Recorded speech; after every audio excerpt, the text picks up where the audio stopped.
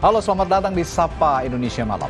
Divisi Propampori, saudara, mengusut dugaan kasus kekerasan seksual terhadap anak yang diduga dilakukan Kapolres Ngada, Nusa Tenggara Timur, Fajar Widyardama. Kapolres diduga menyebarkan video kekerasan seksual hingga ke Australia. Mengapa sampai saat ini polisi belum menetapkannya sebagai tersangka? Sapa Indonesia Malam juga menyoroti kasus dugaan korupsi Bank BJB. KPK menggeledah rumah mantan Gubernur Jawa Barat Ridwan Kamil. Apa kaitan Ridwan Kamil di kasus ini? Saudara, inilah Sapa Indonesia Malam. Saya Friska Clarissa.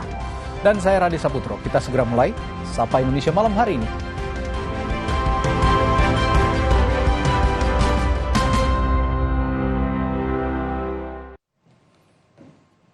Kami buka dari berita Ketua KPK Setio Budianto yang membenarkan penyitaan sejumlah dokumen saat penyidik KPK menggeledah rumah mantan Gubernur Jawa Barat Ridwan Kamil. KPK saat ini mengkaji dokumen yang disita terkait relevansinya dengan perkara dugaan korupsi dana iklan Bank BJB. Setio bilang dokumen yang disita masih perlu diteliti penyidik KPK serta diselidiki terkait relevansinya antara kasus Bank BJB dengan mantan Gubernur Jawa Barat Ridwan Kamil. Namun Setio enggan menjelaskan secara detail terkait apa saja hal-hal yang disita serta menyerahkan ke penyidik terkait perlu tidaknya memeriksa kembali Ridwan Kamil.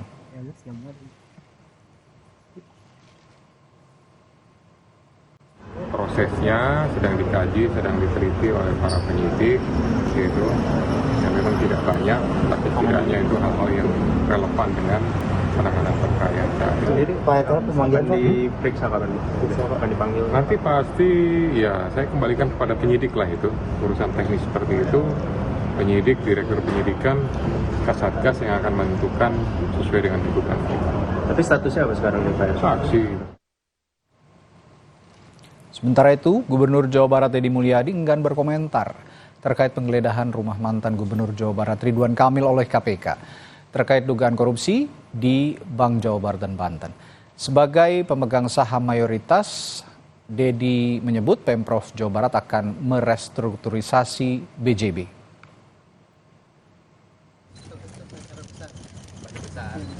Deddy memastikan restrukturisasi BJB akan dilakukan secara efektif dan efisien. Meski Direktur Utama BJB telah mengundurkan diri, Deddy memastikan pelayanan tetap berjalan seperti biasa.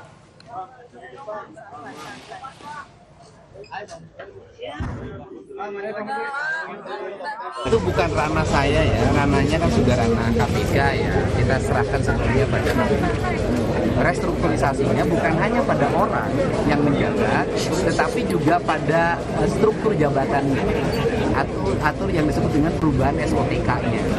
Dan kemudian perubahan SOTK ini akan diarahkan pada SOTK BJB yang sangat ramping. Orang yang memiliki kecakapan dengan struktur yang ramping, biaya operasional yang efisien, bank akan tumbuh kepercayaan publiknya dengan baik. KPK menggeledah sejumlah lokasi terkait kasus dugaan korupsi di Bank Jawa Barat dan Banten atau BJB. Salah satu tempat yang digeledah adalah rumah Gubernur Jawa Barat periode 2018-2023 Ridwan Kamil di Bandung. Saat ini KPK telah menetapkan 5 tersangka dalam kasus ini. Kelima tersangka merupakan pihak swasta dan penyelenggara negara. Ketua KPK Setio Budianto membenarkan modus korupsi Bank BJB terkait penggelembungan dana iklan. Benar nggak sih Pak modus dari kasus Bank BJB itu melalui iklan BJB pakai agensi terus kickback lagi ke... Ya diduga seperti itu. Markup gitu ya Pak, selanjutnya. Ya diduga seperti itulah ya. Markup. Gitu. Mantan Gubernur Jawa Barat Ridwan Kamil membenarkan rumahnya digeledah oleh penyidik KPK. Lewat keterangan tertulis, Ridwan Kamil menyatakan kooperatif saat rumahnya di kawasan Gunung Kencana, Bandung, didatangi oleh penyidik KPK Senin pekan ini. Namun, Ridwan Kamil tidak merinci maksud kedatangan penyidik KPK karena tidak ingin mendahuluinya. Ridwan Kamil seorang arsitek yang terjun ke dunia politik dan pernah menjabat sebagai wali kota Bandung dan terakhir sebagai Gubernur Jawa Barat. Ridwan Kamil melaporkan harta kekayaan akhir masa jabatan Gubernur Jawa Barat ke KPK pada 29 Februari 2024. Ridwan Kamil memiliki harta 22,7 miliar rupiah dengan aset berupa tanah dan bangunan 17 miliar rupiah lebih dan kas atau setara kas 5,9 miliar rupiah lebih. Namun Ridwan Kamil melaporkan utang senilai 3,3 miliar rupiah lebih. Pegiat anti korupsi Emerson Yunto menyebut wajar jika KPK menggeledah rumah Ridwan Kamil. Emerson menjelaskan BJB dimiliki oleh pemerintah Provinsi Jawa Barat yang gubernurnya dijabat oleh Ridwan Kamil saat itu. Itu tentu saja mencari bukti-bukti yang mengarah keterlibatan tersangka kasus korupsi iklan BJB dan juga melihat ada tidaknya keterkaitan antara kasus korupsi ini dengan Pak Ridwan Kamil. Dan kita tahu bahwa Bank Jawa Barat dan Banten ini adalah pemilik sahamnya mayoritas adalah pemerintah Provinsi Jawa Barat, di mana KPK menyatakan akan merilis kasus dugaan korupsi Bank BJB pada pekan ini. Tim Liputan Kompas TV.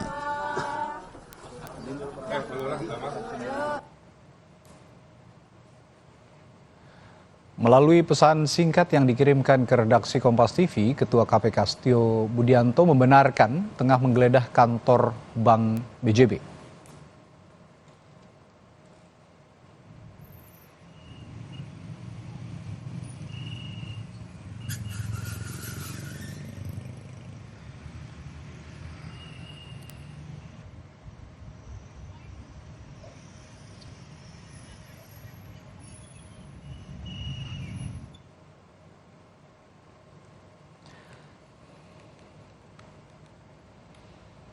Lalu bagaimana korelasi kasus penggelembungan dana iklan di Bank Jawa Barat dan Banten atau BJB dengan mantan Gubernur Jawa Barat Ridwan Kamil? Kami bahas bersama peneliti Pusat Kajian Anti Korupsi atau PUKAT Universitas Gadjah Mada UGM, Zainur Rohman. Selamat petang Mas Rohman. Selamat petang Bang Radi. Baik, Mas Rohman. Ini hasil konfirmasi KPK, katanya biaya iklannya sampai 9,7 miliar rupiah. Tetapi yang ditagihkan 41 miliar rupiah lebih. Nah ini berarti modusnya memang sesuai yang dikonfirmasi oleh Ketua KPK ya? Kalau menurut Anda bagaimana? Ya, ini memang modus utamanya adalah markup. Di mana yang dicas kepada Bank Jabar Banten itu hampir sekitar 40 miliar, tetapi yang dibayarkan kepada medianya itu hanya sekitar 9 miliar. Mengapa bisa begitu? Karena menggunakan agency advertising. Ada 6 agensi yang digunakan. Nah, pemilihan 6 agensi ini diduga juga diatur sedemikian rupa. Saya melihat ini ada pemecahan paket sehingga ini menghindari ketentuan untuk adanya tender. Yang kedua adalah saya melihat ini dari konstruksi perkara dan juga audit yang pernah dilakukan di tahun 2024. Agensi advertiser ini juga ada yang membelanjakan iklannya ke media yang tidak jelas, bahkan sekarang sudah tidak ada, bahkan hanya pinjam bendera untuk mengeluarkan uang. Nah, kalau kita lihat, maka dari awal ketika sudah ada niatan dengan melakukan pengaturan sedemikian rupa terhadap vendornya, kemudian pengeluarannya juga ada markup yang sangat besar, maka saya lihat ini ada sebuah kesengajaan by design untuk melakukan korupsi terhadap biaya iklan ini. Atau jangan-jangan memang iklan di BJB ini dari awal sudah diniatkan untuk diambil untuk suatu kepentingan-kepentingan tertentu yang melawan hukum. Oleh karena itu, penyidikan dari KPK penting untuk bisa membuka kepada publik siapa saja yang menerima aliran dana dari perbuatan melawan hukum, melakukan korupsi dari belanja iklan BJB tersebut, dan untuk apa sih? Kenapa kemudian markup-nya sedemikian besar? Kita ingat di tahun 2024 itu, Bang Radi, ada momen-momen politik di mana para politisi membutuhkan dana politik yang sangat besar, Bang Radi. Oke, Mas Rohman. Kalau gitu saya mau tanya soal relevansinya juga dan korelasinya juga dengan mantan Gubernur Jawa Barat Ridwan Kamil yang kemarin konon rumahnya digeledah oleh KPK. Pertanyaan saya adalah sejauh mana sebenarnya tanggung jawab hukum seorang kepala daerah, karena pada saat itu Ridwan Kamil, pada saat kasus ini bergulir Ridwan Kamil masih menjadi Gubernur Jawa Barat. Sejauh mana tanggung jawab hukum seorang kepala daerah terhadap tindakan korupsi atau yang saat ini terjadi di Bank Jawa Barat sebagai badan usaha milik daerah seperti Bank BJB ini, Mas Rohman? Ya, BJB itu secara hukum adalah organisasi yang terpisah dari Pemprov Jabar. Tapi ingat bahwa Pemprov Jabar sebagai pemegang saham mayoritas dalam BJB tersebut. Sehingga gubernur memiliki kewenangan yang sangat besar di dalam pengangkatan maupun pemberhentian dewan direksi maupun dewan komisaris di PT Bank BJB. Kalau terkait dengan belanja iklan PT Bank BJB, gubernur tidak punya kewenangan apa-apa, tetapi terkait dengan menempatkan orang-orang kunci di PT Bank BJB itu adalah kewenangan gubernur. Sehingga yang harus didalami oleh KPK, apakah ada cawe-cawe peran serta dari Gubernur Jawa Barat waktu itu terkait dengan belanja iklan ini. Atau yang kedua, apakah hasil korupsi dari belanja iklan ini ada yang mengalir kepada penyelenggara negara di Pemprov Jabar waktu itu. Itu yang memang harus didalami oleh penyidik PK. Jadi kalau pertanggungjawaban hukum secara langsung saya pikir tidak ada. Tapi kemungkinan lain itu sangat besar, yaitu terkait dengan pengaruh, Bang Radi. Konon kemarin juga ada sejumlah dokumen yang disita dari rumah Ridwan Kamil saat penggeledahan dilakukan di Bandung. Menurut analisis Anda atau dugaan Anda, KPK mencari apa di rumahnya Ridwan Kamil? Ya, sesuai dengan KUHP, penggeledahan itu kan mencari alat bukti atau ingin menangkap tersangka. Nah, tentu terkait dengan penggeledahan yang dilakukan KPK di rumah Ridwan Kamil, itu adalah satu upaya untuk mencari alat-alat bukti. Apakah terdiri dari barang bukti, surat, barang bukti misalnya adalah alat elektronik, atau juga mungkin terkait dengan barang-barang, atau mungkin juga terkait dengan hal-hal yang punya hubungan dengan pengelolaan pemerintahan di Jawa Barat. Sehingga ini memang merupakan satu penggeledahan yang punya alasan, punya dasar. Kenapa? Karena bahkan keterangan KPK sendiri disampaikan bahwa penggeledahan di rumah Ridwan Kamil itu merupakan tindak lanjut atas keterangan seseorang saksi. Nah, ketika ada keterangan dari saksi, maka di cross check. Cara meng-cross checknya adalah mencari alat-alat bukti kebenaran informasi yang disampaikan oleh saksi tersebut. Nah, oleh karena itu, pasca penggeledahan menurut saya menjadi sebuah keharusan bagi penyidik KPK menindaklanjutinya dengan melakukan pemanggilan terhadap Ridwan Kamil sebagai seorang saksi. Ridwan Kamil perlu ditanya bagaimana tugasnya sebagai gubernur di dalam pengelolaan Bank BJB, kemudian apakah ada hal-hal yang terkait dengan apakah misalnya pemberian, apakah misalnya terkait dengan iklan yang kemudian terkait dengan orang-orang yang ada di sekitar Ridwan Kamil atau tidak gitu ya. Itu harus didalami. Yang kedua, tentu tidak sekadar mendalami melalui pemeriksaan sebagai saksi. Yang justru lebih penting adalah KPK perlu mendalami aliran dana dari hasil korupsi PT Bank BJB ini. Dengan cara apa? Follow the money, minta bantuan PPATK untuk tracing. Ya, baik. Yang saja itu uang lari semua, Bang Radi. Follow the money itu kata yang atau kalimat yang saya catat tadi. Ini salah satu cara sebenarnya yang cukup mudah ya untuk mengikuti perjalanan kasus ini. Apakah ada keterlibatan pejabat publik tertentu dalam kasus korupsi di Bank Jawa Barat ini? Lalu begini, Mas Rohman, sebenarnya gini, untuk menghindari trial by the mass gitu ya, trial by the press ataupun juga dugaan-dugaan anasir-anasir liar di luar. Bagaimana sebenarnya mekanisme hukum dalam menilai dan membuktikan keterlibatan seorang pejabat publik atau mantan pejabat publik dalam kasus korupsi yang melibatkan pengadaan barang dan jasa seperti dugaan pengelubungan biaya iklan di Bank Jawa Barat dan Banten ini, Mas Rohman? Ya, publik juga harus dididik untuk memahami. Yang pertama adalah Ridwan Kamil sampai saat ini statusnya adalah saksi. Ya, tidak ada satu predikat yang melekat pada diri Ridwan Kamil terkait dengan kasus korupsi ini. Saat ini hanya saksi, sehingga kita harus mengutamakan prinsip presumption of innocence, prinsip asas praduga tidak bersalah. Yang kedua, tetapi kita juga harus terbiasa ya, kalau misalnya ada penyelenggara negara yang dimintai keterangan oleh penyidik maka kita harus biasa saja menanggapi itu. Dengan cara apa? Ya dengan cara bahwa itu merupakan satu proses yang wajib di dalam upaya untuk menghadirkan keadilan substantif di dalam mengusut perkara korupsi. Yang ketiga, tetapi demikian penyidik juga tidak boleh semena-mena di dalam melakukan misalnya upaya-upaya paksa. Upaya paksa mulai dari penggeledahan, penyitaan, apalagi nanti misalnya kalau terkait dengan penetapan tersangka atau misalnya penangkapan, semua harus didasarkan kepada ketentuan peraturan perundang-undangan. Kalau penyidik mengikuti aturan perundang-undangan, maka penyidik tidak akan dituduh misalnya melakukan karakter assassination gitu ya. Dan menurut saya kasus ini sangat bagus bagi KPK untuk menunjukkan kinerjanya. Selama ini ada tuduhan bahwa KPK itu lebih banyak menyikat oposisi gitu ya.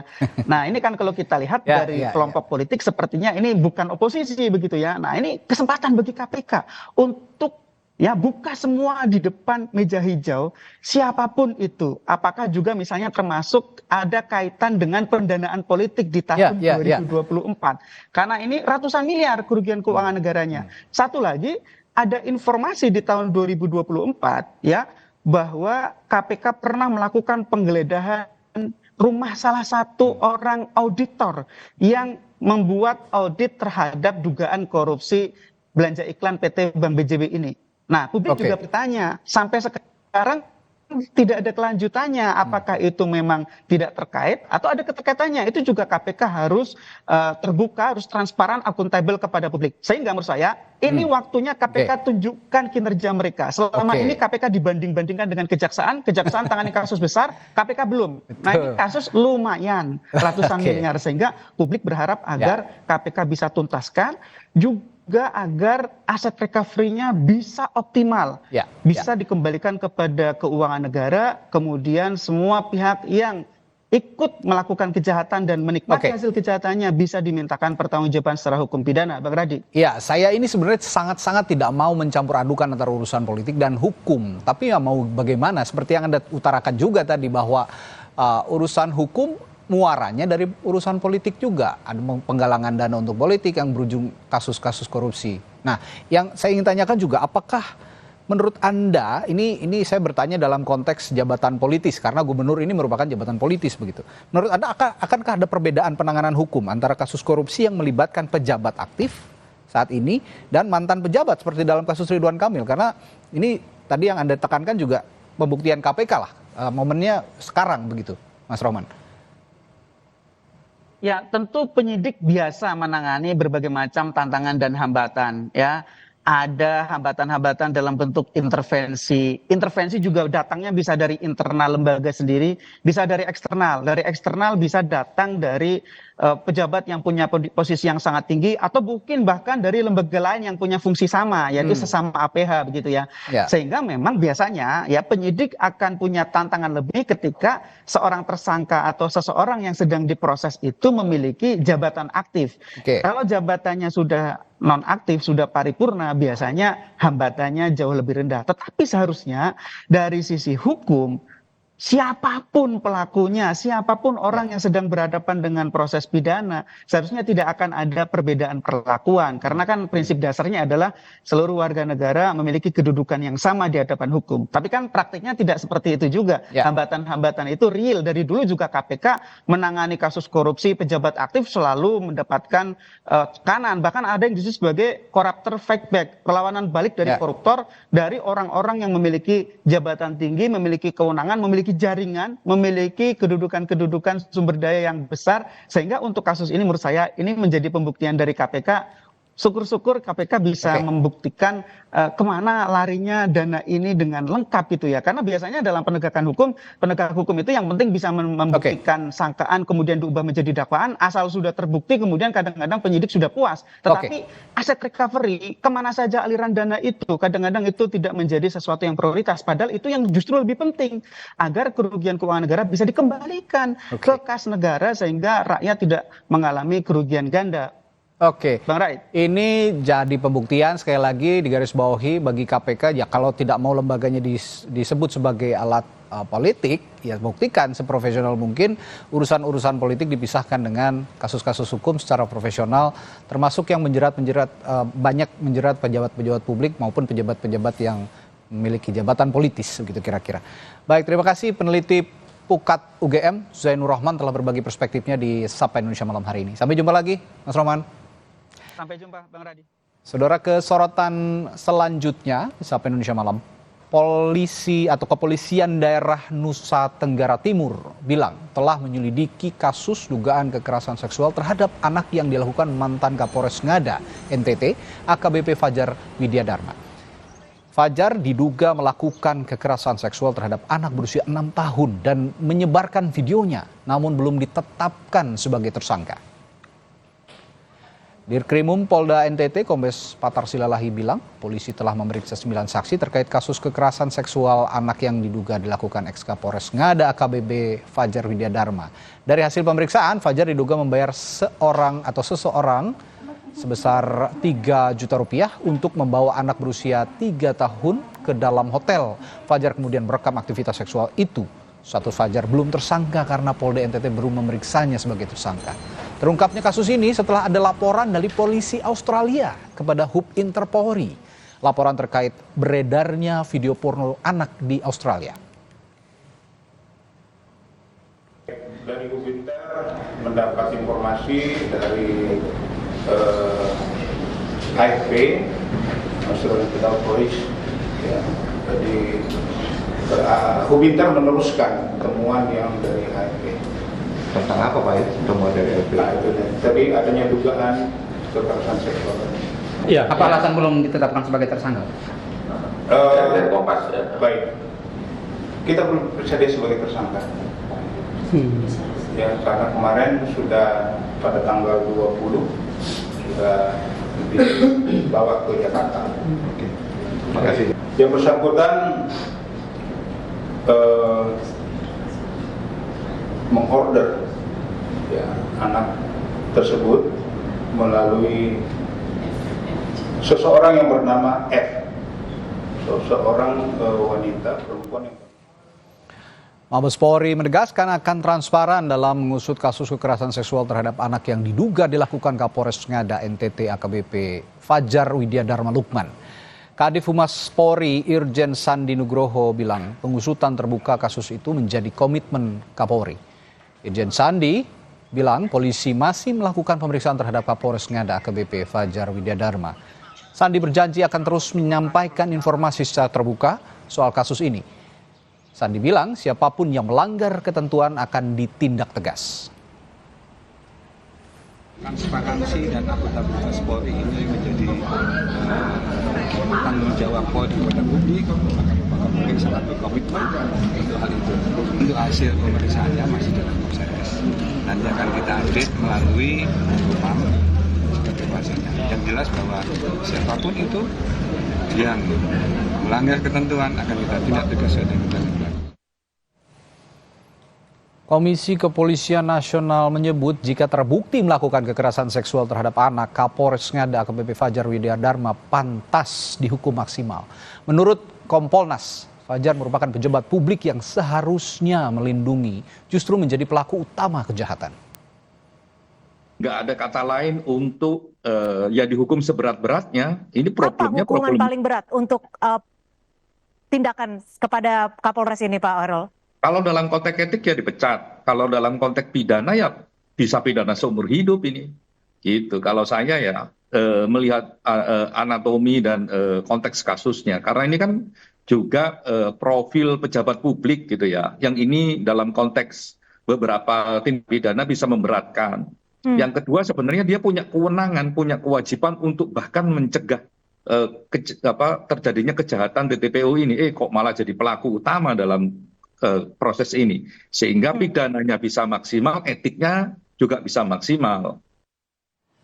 Aktivis pemerhati perempuan dan anak mengecam kasus kekerasan seksual terhadap anak yang diduga dilakukan oleh seorang Kapolres, yakni Kapolres Ngada AKBP Fajar Widyadharma.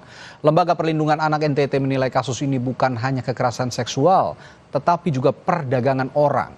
Sehingga polisi perlu mengusut dan memberi hukuman berat kepada semua orang yang terlibat. Sebenarnya ini juga sebuah modus tindak pidana perdagangan orang.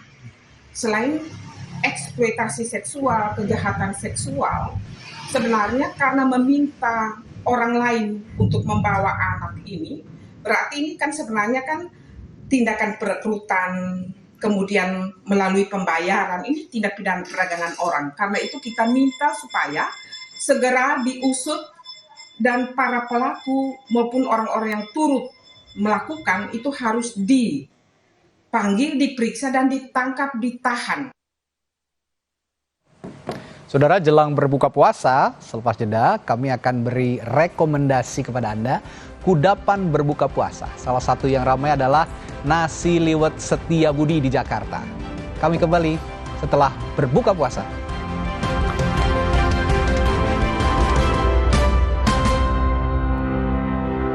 Kita berbagi, berbuat baik, bisa bikin sehat, juga bikin glowing. Jaga kesehatan, minum tolak angin saat sahur dan berbuka untuk daya tahan tubuh. Perut kosong, gak gampang masuk angin. Jaga kesehatan dan berbuat baik setiap hari. Orang pintar, minum tolak angin. Baru Roma Kelapa Fresh Pack. Inovatif, dibungkusnya satu-satu. Bisa dibawa-bawa, renyahnya awet. Jadi manis gurihnya Roma Kelapa yang enak itu fresh terus. Bisa disimpan lagi kalau nggak habis. Roma Kelapa Fresh Pack, praktis, fresh terus. Supaya badan kuat selama puasa, gimana ya? Minum susu steril 7 kurma. Betul, karena kurma kaya antioksidan. Plus susu steril, double khasiat. Enak. Badan segar. Susu steril 7 kurma, double khasiatnya. Bulan puasa itu waktunya ngejar pahala. Walau puasa, harus tetap latihan. Makanya mineral tubuh harus tetap terjaga. Untungnya ada Le Mineral, satu-satunya yang nyantumin mineral di kemasannya. Itu benar, Le Mineral mengandung mineral esensial, hasilkan rasa yang lebih segar dan tubuh bekerja optimal. Alhamdulillah, seger. Kayak ada manis-manisnya. Le Mineral, kebaikan mineral terlindungi. Baru Roma Kelapa Fresh Pack. Inovatif, dibungkusnya satu-satu. Bisa dibawa-bawa, renyahnya awet. Jadi manis gurihnya Roma Kelapa yang enak itu fresh terus. Bisa disimpan lagi kalau nggak habis. Roma Kelapa